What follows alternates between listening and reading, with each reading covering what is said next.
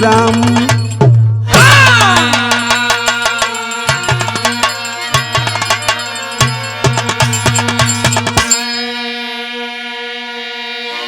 अच्छा बाबू, ये आप लोग के बीच में मैं भोजपुरी लोकगीत बिरहा कलाकार गायक भृगुनाथ शर्मा पूरे पार्टी के साथ किरण म्यूजिक के सौजन्य से भाई वीरेंद्र यादव जी के देखरेख में आप लोग के बीच एगो ही घटना भेजते हैं। आप लोग थोड़ा विचार कर, अभी गजब तरह के घटना बा। आप लोग से विनम्र बा कि आप लोग इस गीत को सुन करके सब्सक्राइब करके लाइक करके थोड़ा सा एक छोटे भाई के आगे बढ़ावे के प्रयास करो। 4 लाइन भूमिका के अंदर कहना मास्टर।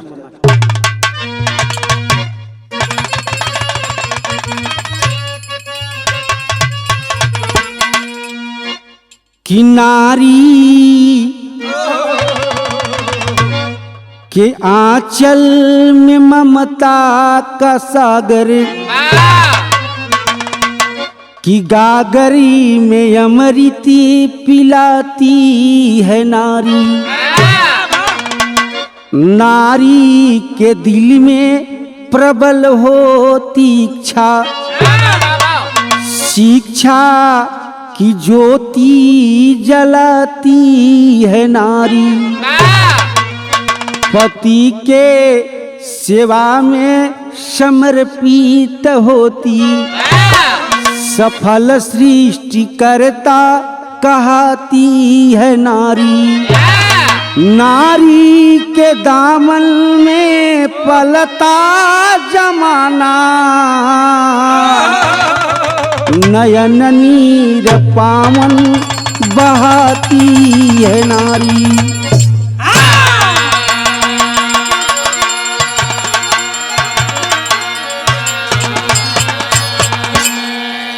ए बाबू, चाहे सतयुग त्रेता द्वापर होखे, चाहे कलयुग होखे, आज भी उस शक्ति भाव वही नारी काली दुर्गा के रूप में अवतरित होके धरती पर असुरन के संहार केले वाली आज भी उस शक्ति बाज। ये दिन उस शक्ति अगर ये धरती से खत्म हो जाई तो ये वसुधरा के विध्वंस हो जाई। ऐसे बाबू नारी के ऊपर बड़ी सुंदर कवि जी भाव लिखलन। का लिखलन मास्टर? एक लाइन कव्वाली के टुकड़ा बा।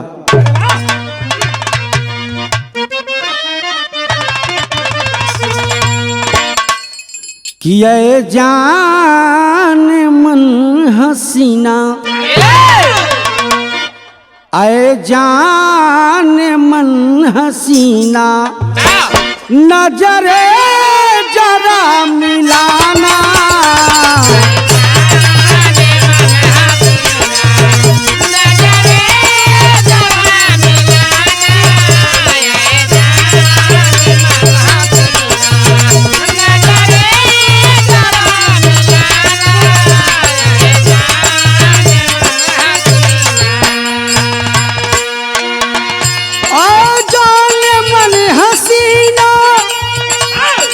नजरे जरा मिलाना, और जाने मन हसीना, नजरे जरा मिलाना। तू हुस्न की अदल से, तू हुस्न की अदल से यासी को न जलाना।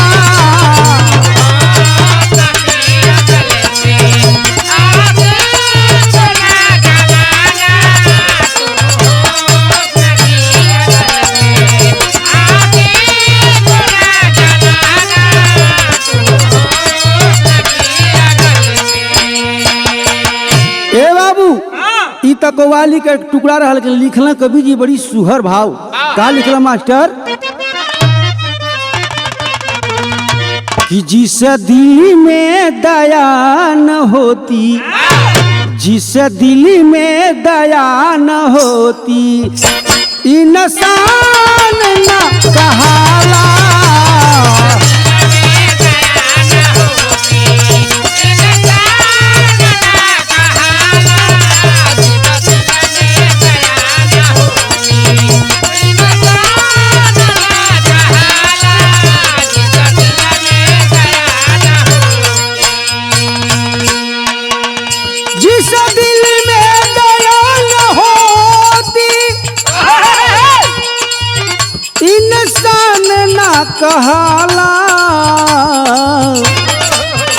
गिरते को जो बचा ले, गिरते को जो बचा ले, भगवान कहाला गिरते।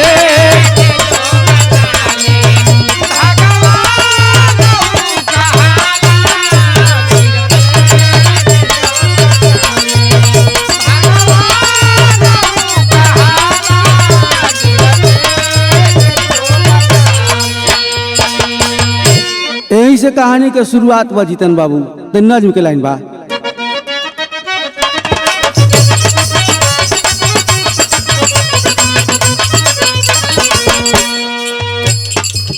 पंख विहीन एक पक्षी जब तड़पती है, बसेरा छीन जाता पानी बिन तरसती है।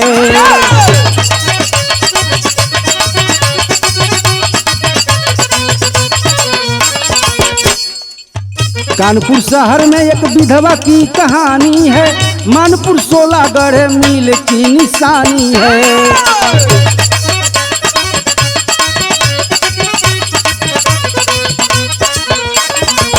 चढ़ी जवानी में विधाता जब रूठ गया, रही गर्भवती जब पति का साथ टूट गया।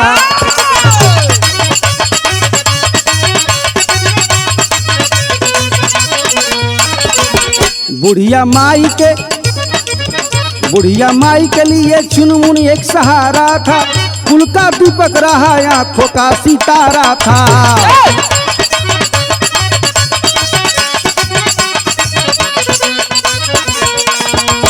ए बाबू, एक कहानी कानपुर शहर से लिया गया।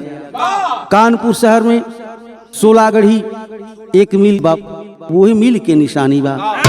कोई 16 से कहानी लियल गई। एक गरीब व्यक्ति, पति और पत्नी, जो पत्नी गर्भवती थी बाबू, उस पत्नी का नाम शिवानी बतलाया गया।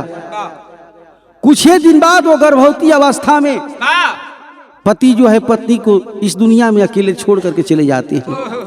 और जब छोड़ कर चल गिलन हो, कुछ दिन के बाद जब वो पत्नी से संतान के जन्म भई, बेचारी वो औरत शिवानी जो है अपने बेटा को जो है बड़ी प्यार दुलार से नाम रखली चुनमुन। वो चुनमुन के अपन जनबा मेहनत मजदूरी करके कोई के यहाँ रोजी रोटी जाके मांग के भोजन करावत रही। धीरे धीरे लइकवा होशियार होखे लगले बाबू। माई जो बा मेहनत क के मजदूरी क के धीरे धीरे जनबा लइकवा के पढ़ावे के शुरुआत कैली। लइकवा धीरे धीरे पढ़त पढ़त जनबा मैट्रिक पास कर गई। और जब लइकवा मैट्रिक पास कर गई, चुनमुन जनबा सोचे लगल कि माई हमार जनबा धीरे धीरे माई की उम्र ढल गई, आखिर हमारे खातिर माई जातिया तो केहू से भीख मांगतिया, तो कोई के यहाँ मेहनत करतिया, कोई के यहाँ मजदूरी करतिया। आखिर कब तक माई ऐसे करके भीख मांग के मजदूरी करके हमारा के पढ़ाई लिखाई हमारे पेट के भोजन चलाई। लड़का जो है मन ही मन सोच लेता है कि अब मैं पढ़ाई नहीं करूंगा, अब जनबा कुछ ना कुछ काम करो। ए बाबू, लइकवा जनबा अपन घर से माई से कलश की माई हम कुछ काम करे जाते ड्राइवरी सीखे। ए बाबू, ट्रक पर जाकर ड्राइवरी करने लगता है, सीखने लगता है। अब जब ड्राइवरी सीखे लगल हो, उस समय भैल का मास्टर एक लाइन तज रहल,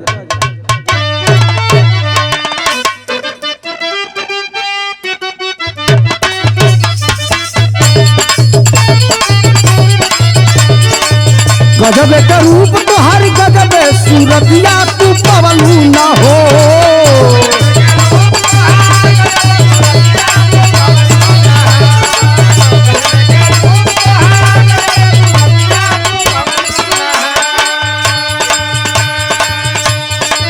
गजब का रूप तो हर गजब सूरतिया तू पवलू न हो। गोरी हमका दीवाना बनवलू न हो।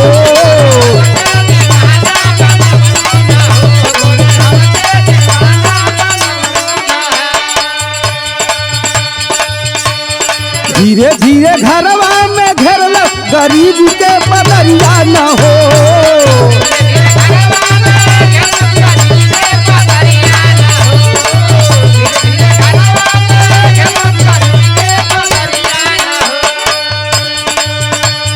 धीरे धीरे घरवा में घेरल गरीब के बदरिया न हो। पेट पाले लगले कैसे जाई बरिया न हो।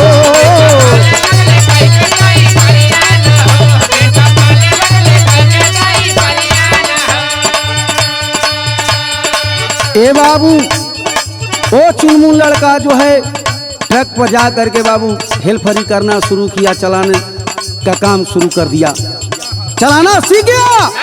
धीरे धीरे अपनो पेट के भोजन चलावे लागल, माई के भी अपन देख रेख करे लागल हो। और तब तक भइल का मास्टर सहारा में गड़िया चलावे लगले,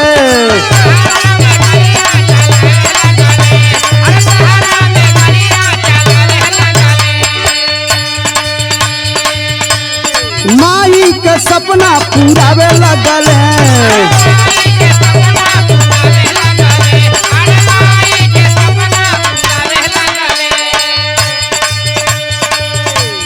सोचे माई कहिया सजी बेटवा के माथे मौरिया न हो।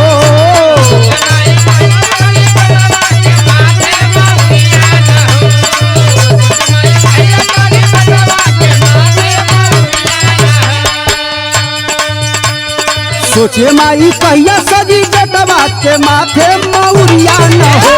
पेट पाले लगले कैसे जाई बरिया न हो।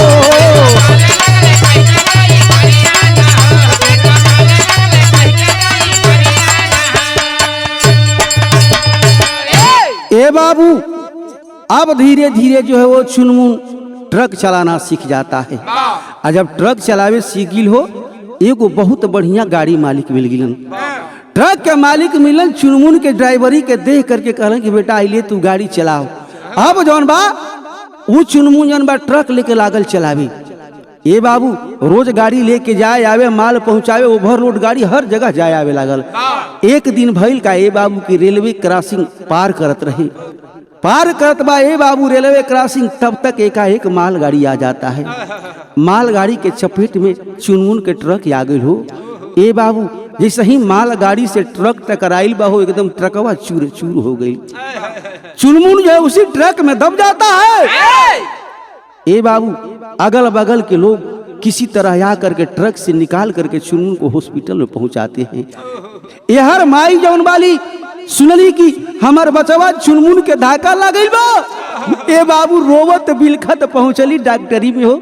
जाकर डॉक्टर साहब से हाथ जोड़ के कहली कि डॉक्टर साहब हमार बेटा चुनमुन कैसन बा।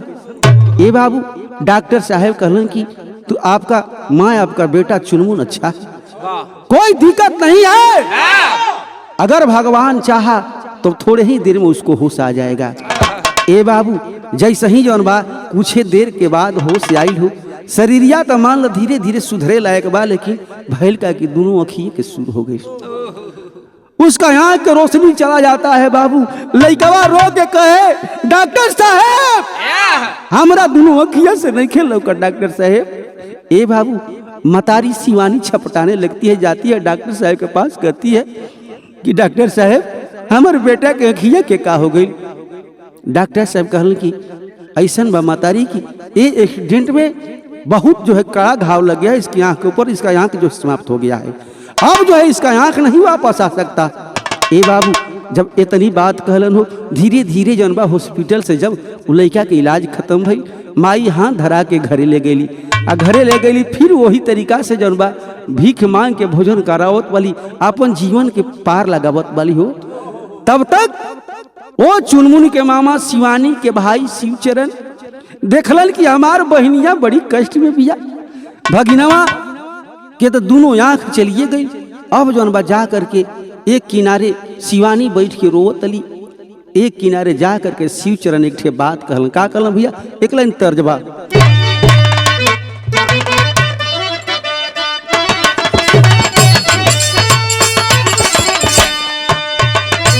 या परदेश गईले तार लागल टोकिया में,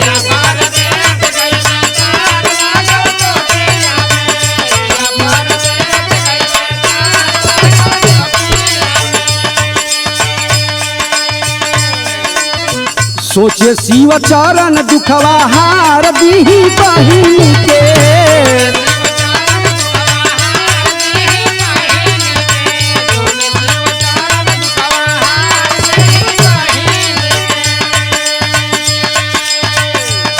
दी बहनी के उबार दी बहनी के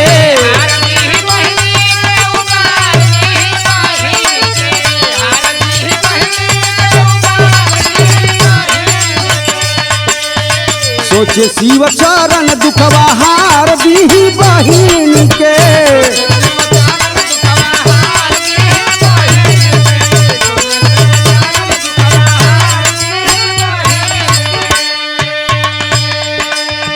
एक दिन अइले भैया बहिनी के घरावा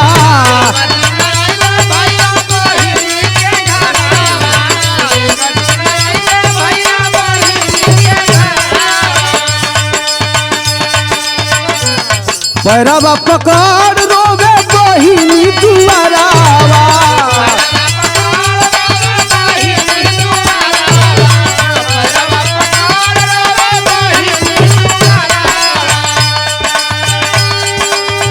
कह तू पतोहिया उतार देखी बहिनी के कह तू पतोहिया उतार देखी बहिनी के सोचे शिव चरण दुखवा हार देखी बहिनी के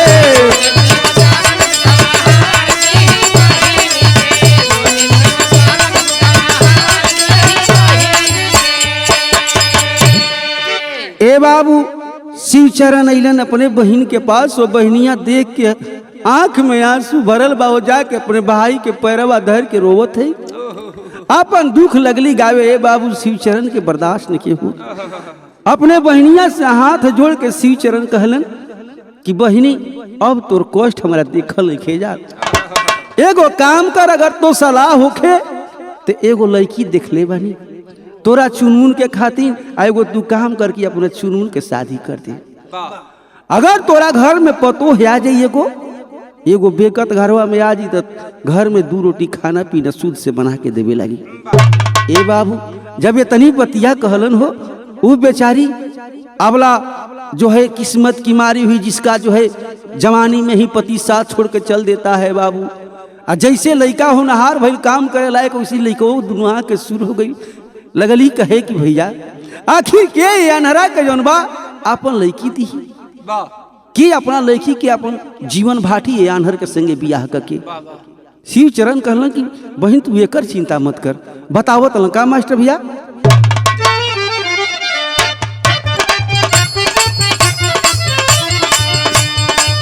ए बाबू अरे मास्टर वो गीत बजावत है, लेकिन ओकरा से सुंदर कितना भाव का बिजली लिखलन। रोवेली मतारी मोर फूटल किस्मतिया,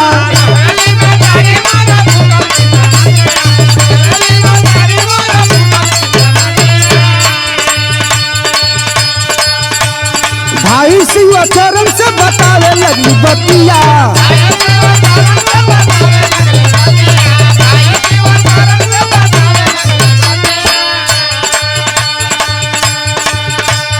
कोई ना गरीबिया में हमारो भलाई करी हो ना,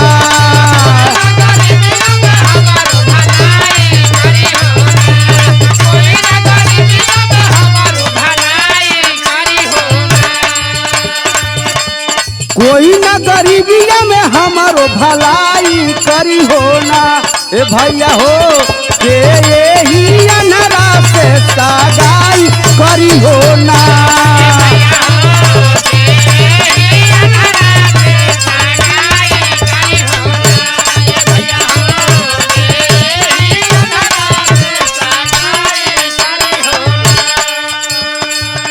ए बाबू मतारी जो है शिवानी अपने भाई से कहे कि आखिर केकर किस्मत फूटल है, के सोची कि हमारा लड़की के ये आन्हर से बियाह करी। बेचारे शिव चरण कहले कि बहन एकर तू चिंता मत कर, एगो लड़की देखले बानी, वो लड़की के थोड़ा सा चेहरा जल बा बदसूरत हो गई बा, वो बचपने में लड़की जन बा जल गिरल, ओकर चेहरावा पर दागे दाग बा, वही लड़किया से हम शादी करा देते नहीं। वो लड़किया के शादी भी हो जाई, तोरा घरे पतो भी आ जाई। ए बाबू अब जौन बा शिव चरण अपने बहनिया के समझा के दोनों के जौन बा लड़का लड़की के जोड़ी बनावे खातिर के शादी करावे खातिर के तैयारी करे लगलन। बोले शिव चरण तब मधुर बचानिया हो,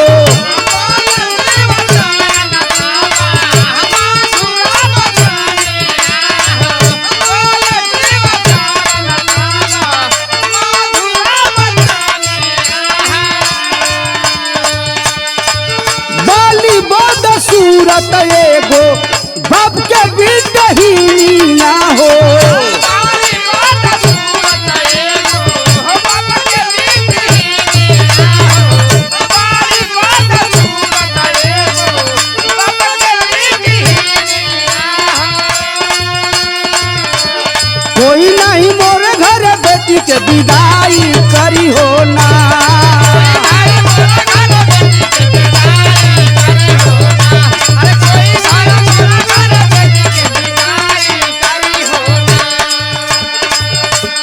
कोई नहीं मोरा घर बेटी के विदाई करी हो ना। ए भैया हो के यही अनरा से सगाई करी हो ना।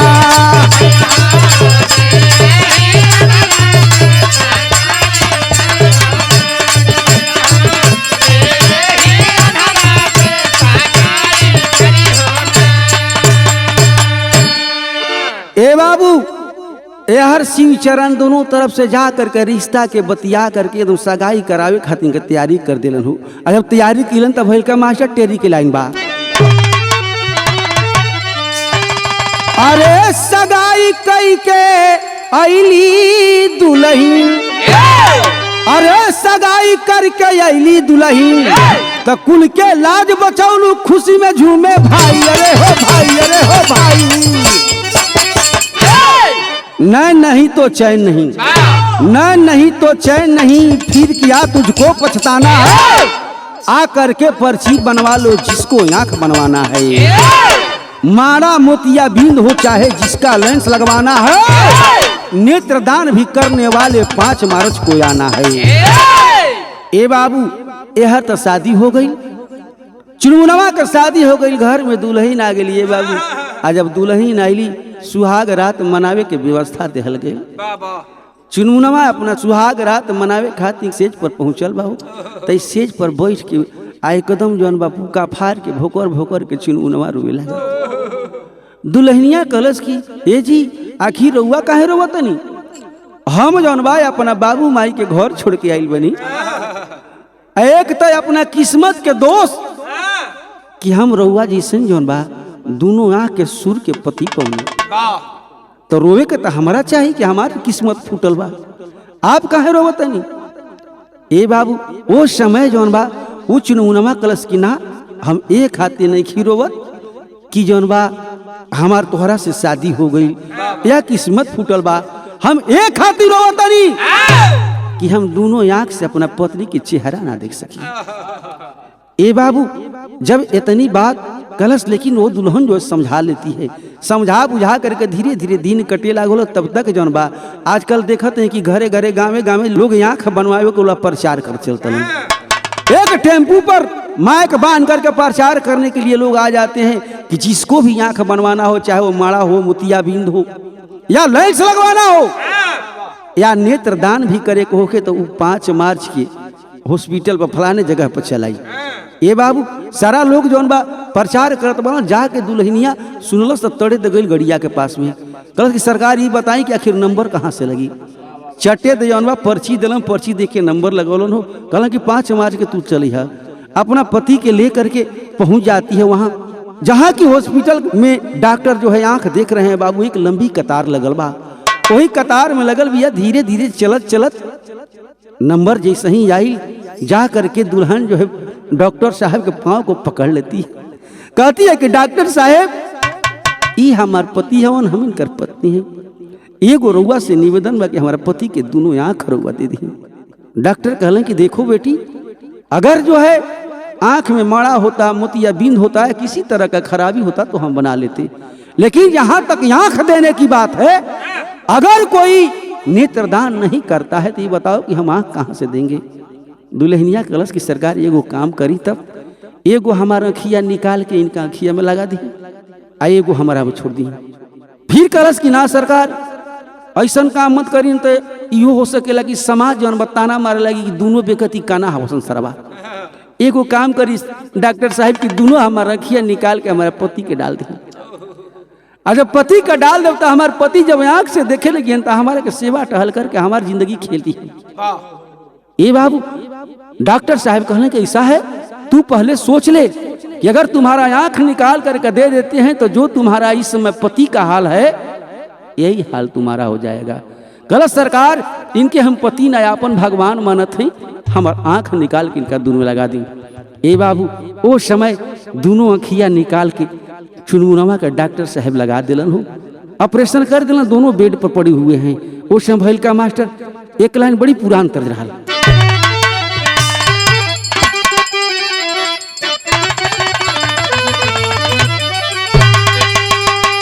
ए बाबू ए गीतिया से बढ़िया जौन बा कवि जी बड़ी सुंदर भाव लिखलन का कि आखिया निकाली गीता, आखिया निकाली गीता, दिहली नया नवारा।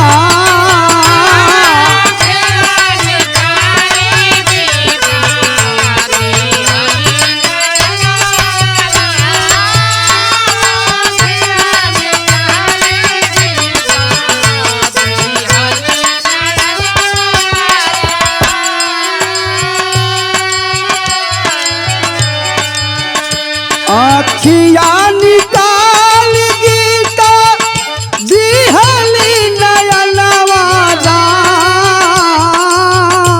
अरे बाबा दुनिया अन्हार भइले, दुनिया अन्हार भइले, हरसेला सजनवारा।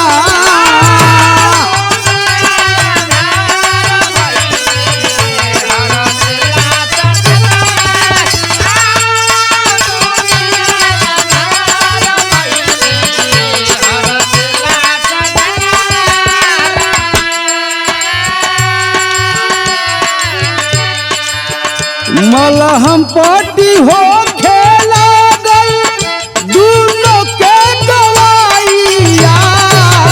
मलहम पट्टी हो खेला गल दूनों के गवाइया। मलहम पट्टी हो खेला गल दूनों के गवाइया।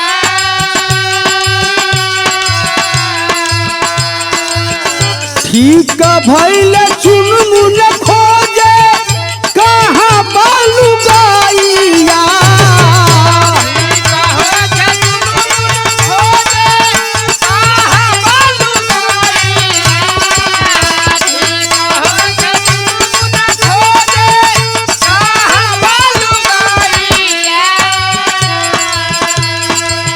खुली गइल पाटी देखले, खुली गइल पाटी देखले, गुरु पटन नवारा।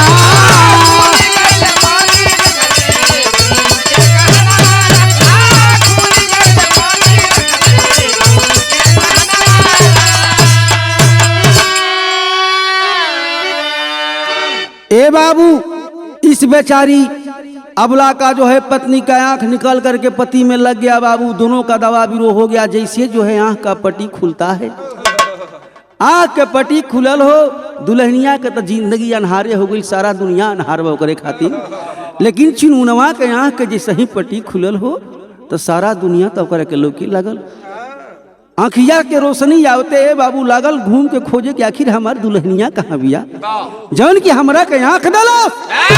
ए बाबू दुल्हन को खोजते बुलाता है अपने पास, जो दुल्हनिया का आइल भीरी हो तो देखलस जब ओकर चेहरावा तो कलस किए रे हैसन चेहरा कहे तना बदसूरत हमार दुल्हन, भगवान ही का कर देला, ऐसन दुल्हन के हम ना रख सकीला। ए बाबू जो लड़की जो है अपने पति की रक्षा करने के लिए दोनों आंख दान करती है बाबू, वो पति जो है अपने दुल्हन को त्याग देता है। डॉक्टर साहब या करके समझाते हैं कि रे बेटा चुनमुन, ये तुम्हारे लिए तुम्हारी पत्नी नहीं बल्कि तुम्हारे लिए भगवान है। एक जन्म भले तुम्हारी माँ दी थी वो ठीक है, लेकिन दूसरा जन्म जो है ये तुम्हारी पत्नी दी है जो कि तुमको नैन दी है। इसको मन त्यागो, इसको पकड़ करके ले जाओ घर और इसकी सेवा टहल करो। मतारी हाथ जो के समझावे ए बाबू, लेकिन जो है चुनमुन बात को नहीं मानता है, दुल्हन को छोड़ देता है बाबू। अब बेचारी दोनों आंख के सूख, वो दुल्हन जो है रोड पर भटकने लगती है, भिक्षा मांगने लगती है बाबू। भिक्षा मांग मांग के अपन जन्म कहीं आज ये दुआरे तक काल हो दुआरे, आज ये महला तक काल वो महला, दर दर की ठोकर खाने लगती है। वो समय भइल का मास्टर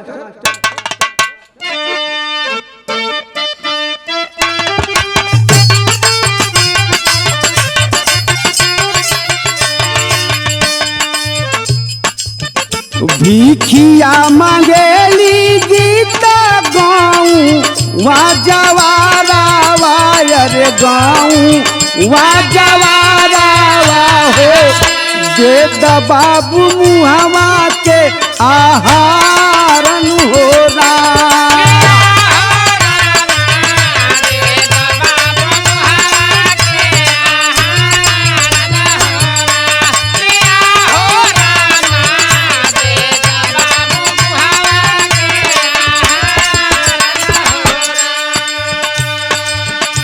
ए बाबू दर दर के ठोकर खाने लगती है, भीख मांग करके दुआरे दुआरे पेट का भोजन मांग रही है। उस समय भाई का दुनिया अनार भैली कोई ना हमार भैले कोई ना हमार भैली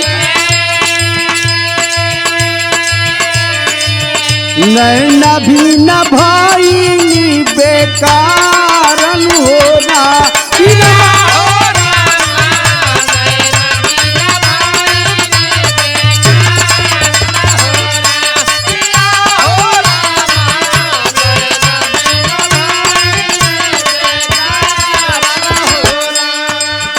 गड़िया पकड़ी अली काना पुरसहारिया अरे काना पुरसहारिया हो डॉक्टर और भी पूछेला बयानन हो रहा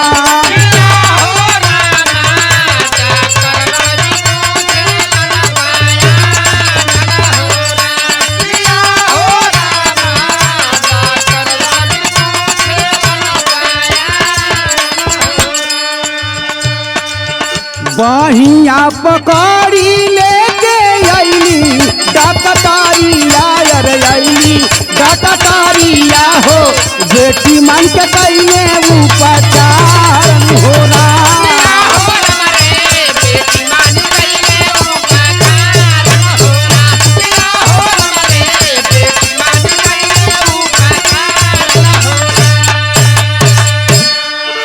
ए बाबू विचार करेंगे।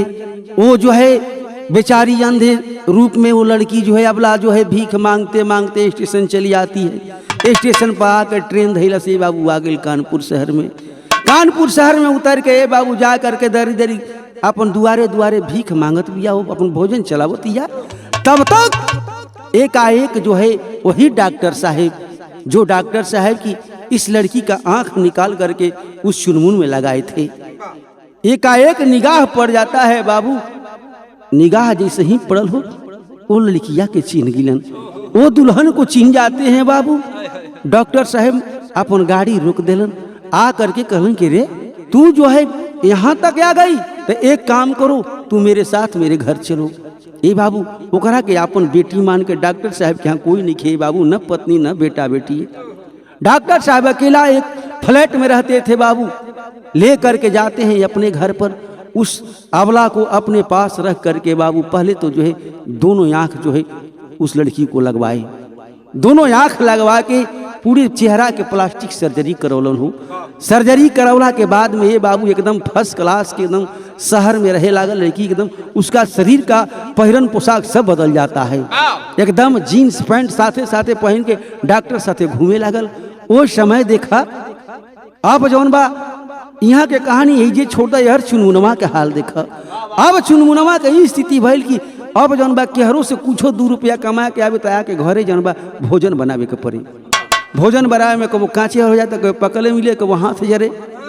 अब बेचारा जौन बा गाँव के एगो भौजाई लागत रही, भौजैया से कलश की भौजी तैन देखा न केरो हमार शादी करवा दो। ए बाबू भौजैया बड़ी जबरदस्त ताना मरलस। कलश की अरे चुनमुन तुमको समझ में नहीं आता है? अरे जो तू जिस औरत को तूने छोड़ दिया वो तुम्हारे लिए भगवान थी। कौन तुम्हारे साथ शादी करेगा?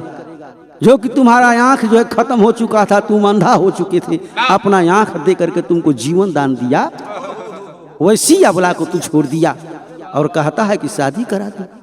कौन तुम्हारा शादी कराएगा? ए बाबू जैसे ही वो डांट के भौजैया कहलस हो तब तक जौन बा एकरा बड़ी देर झटका लागल। अब बेचारा पागल हो गया, वो दुल्हन के अपना अनहर दुल्हन के खोज शुरू कर दिलस। जब खोजे शुरू किया तो भैल का मास्टर एक लाइन पहपट के लाइन बा,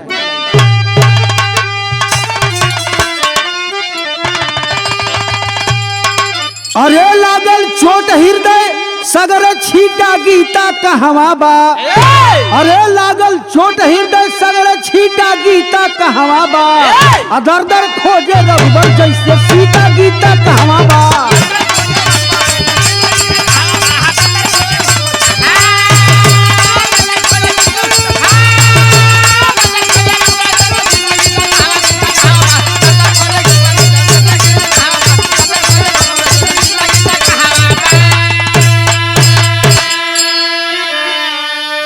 ए बाबू अब जो है चुनमुन अपने पत्नी के खोज में चल देता है।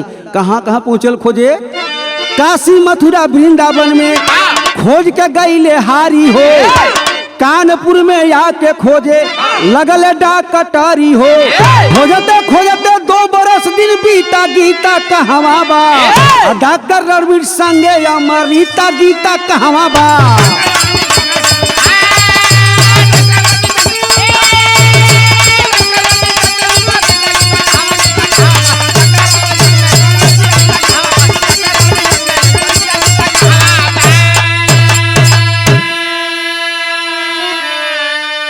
ए बाबू अब जो है इधर जैसे राम अपने सीता के बिछुए में दर दर जंगल में भटक रहे थे बाबू, उसी तरह चुनमुन अपने पत्नी गीता की खोज में चल देता है। यहाँ तक कि समझ गया था कि यहाँ की अंधी हो गई है, तो कहीं जो है भीख मांगते मांगते काशी मथुरा वृंदावन तक भी पहुँच गई होगी। ए बाबू खोज रहा है चौतरफा, धीरे धीरे 2 साल बीत गया, पहुँचा जो है कानपुर शहर में। जैसे कानपुर शहर में पहुँचल हो, जाके कानपुर शहर में हर डॉक्टरी खोजत बा, तब तक वही डॉक्टर रणवीर से भेंट हो जाता है। और डॉक्टर रणवीर से भेंट भई, जाके दोनों हाथे पैरवा का धर के झूल जाता, कहता डॉक्टर साहेब हमार पत्नी गीता के बता दी कि हमार पत्नी बिया कहाँ। डॉक्टर साहब कहले कि रे पागल सन का कहीं कि तू चुनमुनवा ना रे, तू वही चुनमुना है जिसका हमने आंख लगाया था तुम्हारे पत्नी की आंख से निकाल के, और फिर जो तू अपनी पत्नी को इतना समझाने के बाद भी नहीं समझा, छोड़ दिया, तब तो तुम्हारी पत्नी किस दर दर पर ठोकर खा रहे हम क्या जानते हैं, जाओ खोजो। ए बाबू जब इतनी बतिया कहले कलश की सरकार अगर हमार पत्नी के ना खोजवाई तो देखी हम अपन जहर खा के माहौर खा के जान दे दे, जैसे हो सके हमारा गीता के खोजवा दी। कहले कि तू अपना पत्नी गीता के पहचान जीबे, तो कहलस कि हाँ सरकार पहचान जाए। कहन ठीक बा पहचान जी है। ए बाबू अब जो है चुनमुन को लेकर के जाते हैं अपने घर, अपने बंगला पर ले गिलन हो, एकदम फर्स्ट क्लास के एसी चलता, बैठल एकदम मिजाज करो ठंडा हो गई। अब डॉक्टर साहब कहले का बना कि वो गीता के नाम जो बा अमृता रख दिलन। कहले अमृता थोड़ा पानी लाओ अमृता। ए बाबू अमृता 2 गिलास में पानी लाई। अब जो पानी रख के चल गई। अभी सरऊ कहा है जानस कि हमार पत्नी है कि है, कोई पहचान नहीं है। तब तक भैल का मास्टर यहाँ के लाइन बा,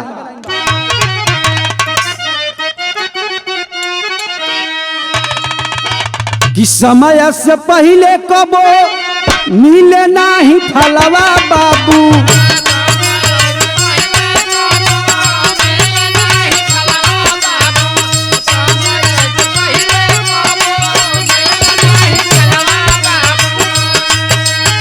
मिटे ना मिटा वाला से विधि के विधान,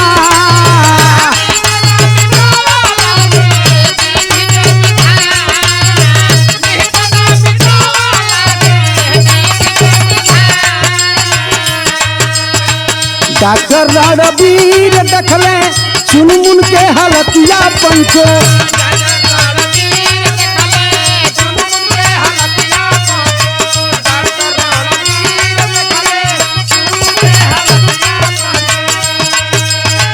कहो तो हर गीता कैसन बाड़ी हो सुजान,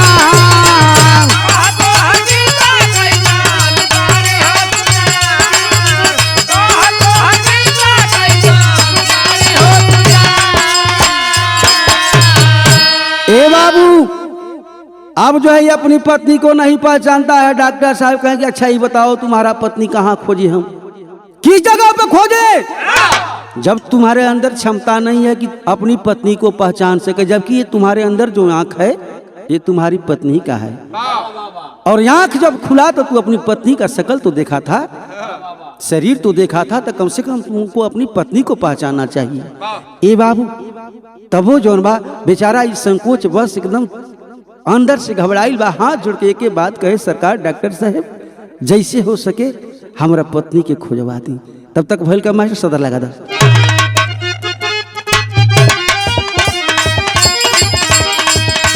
घोड़ा पकड़ के रोवे लागल चुना मुन्ना,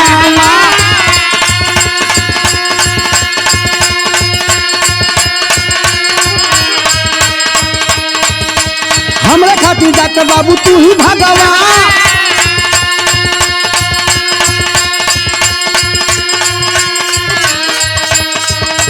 गीता के हमारा तू बतावा बतावा,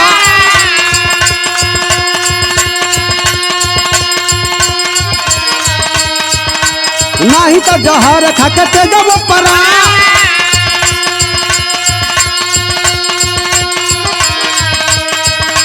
हाथवा पकड़ के लगैले भवाना,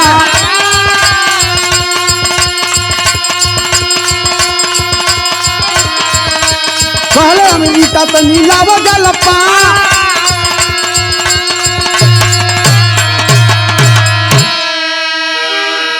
ए बाबू लगलन कहे कि अच्छा ही बताओ, जब तू अपनी पत्नी की नहीं पहचान सकता है ताकि तू किसको पहचानेगा? अभी तो हम तुम्हारी पत्नी को बुला रहे हैं तुम्हारे सामने। ए बाबू फिर डॉक्टर साहब कहलन कि अमृता अमृता थोड़ा इधर आओ। ए बाबू एकदम जीन्स पैंट कसले, एकदम शकल सूरत तो बदल गई बा, प्लास्टिक सर्जरी से पहुंचल जब अमृता हो कहलन के रे चुनमू देखो यही तुम्हारी गीता है। कलस की ना डॉक्टर साहब ही ना हो सकेला, हमार पत्नी के तो चेहरा पर एकदम पूरा दागे दाग रहल, दोनों आंख का सूर रहली। हमारा पत्नी के नाम गीता रहल, इनका नाम अमृता बा। डॉक्टर साहब कहलन कि कौनो अमृता नहीं तोर गीता है। आ जब तू छोड़ दिले साथ एकरा के दुनिया में अकेले छोड़ दिले, बेचारी दर दर ठोकर खा के भीख मांगत रहल। जब हमरा से भेंट भइल तो एकर ले आके दोनों आंख हम लगौनी, चेहरा के प्लास्टिक सर्जरी करौनी।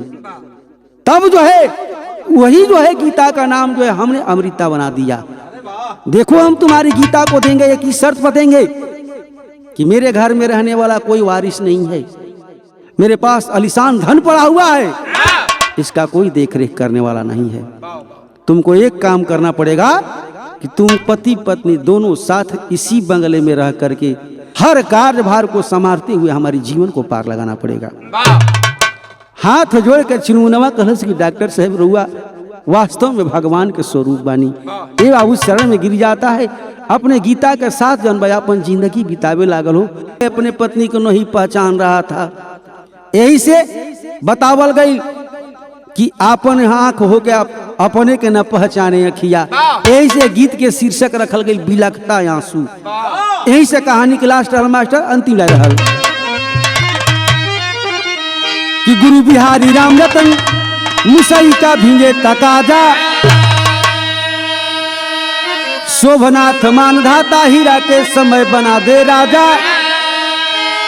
अरे सगाई कोई के आईनी दुल्ही तो हीरा भृगुनाथ के रक्षक दुर्गा माई हो सजाए करके यही दुल्ही।